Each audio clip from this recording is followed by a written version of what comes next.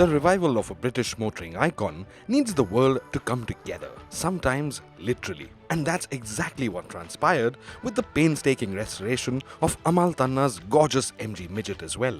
While Marispan's team was busy bringing the Midget to its former glory, he wasn't the only one trying to make it happen. It's time to introduce you to a man who is instrumental in keeping the passion for MGs alive and has an enviable collection of classic MGs himself. Mark Hanson of the MG Car Club, UK. My first sports car was an MGB, and my first new car was an MGF, which I still own. Whilst I'm lucky enough to also drive other performance cars like McLarens and Jaguars, it's the MGs which are closest to my heart. The MG community's incredibly welcoming, made up of enthusiasts all over the world who are always willing to help a fellow enthusiast out. I was thrilled to hear that Amal was restoring an MG Midget. They're great little cars and super rare in India. So best of luck to him and the Autocar India team. If you need any help, let me know. Hi Mark, thank you so much for taking the time to help me out with the MG Midget project. And you've got some wonderful MGs in your collection.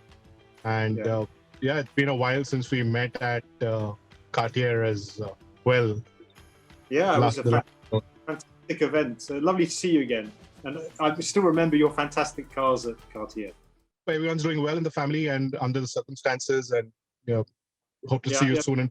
And, Me too. I mean, yes, thanks. We're all fine, and with this pandemic, we're all learning to live with it. But things are positive. Things are going in the right direction, I think. That's great. That's great. So I sent you a couple of pictures of the MG Midget that I picked up. It's a 79. We've got it painted red, the MG red, and it's a California spec. So it has all the emission control and the filtration, things like that. So we're getting rid of that California spec and we're going with the Weber 45D COE, and we've ordered the manifold and the exhaust accordingly. Yeah, it looks fantastic. I saw the photos. I'm very glad you've taken the emissions stuff off. I mean, because those, I don't know why they. I mean, I know why they put them on, but they were terrible for strangling the cars. The performance of the cars was very badly affected. So that's the best thing to do, is to take those emission controls off. You're not in California, so you don't need to worry about them. Yeah. Mark, I've really hit a hurdle on a couple of parts. MGCC has been great in helping me out and giving me leads to connect to some great part suppliers across UK.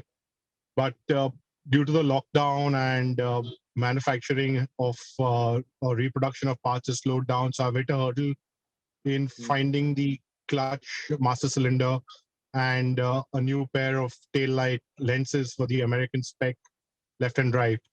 It'll be really great if you can put me on to someone within the UK or from your warehouse or from your immense parts database, that if you could help me out with from your country. Yeah, I mean, the MGCC are very good at having links in with people who've got a lot of parts or who manufacture parts.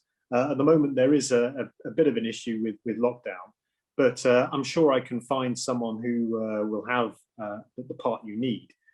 In fact, I may actually have one myself. So I will check my own parts store, and if I've got one, I'll certainly send it to you, because that'll be great. Yeah, no problem. You're part of the MG family, and we'll be very glad to help.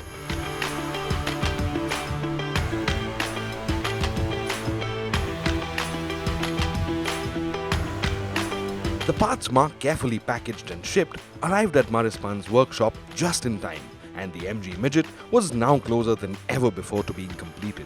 Of course, there were a few more crucial steps still to go, but wait, what's the hurry? Find out what happens to Amal's Midget dreams in the next episode.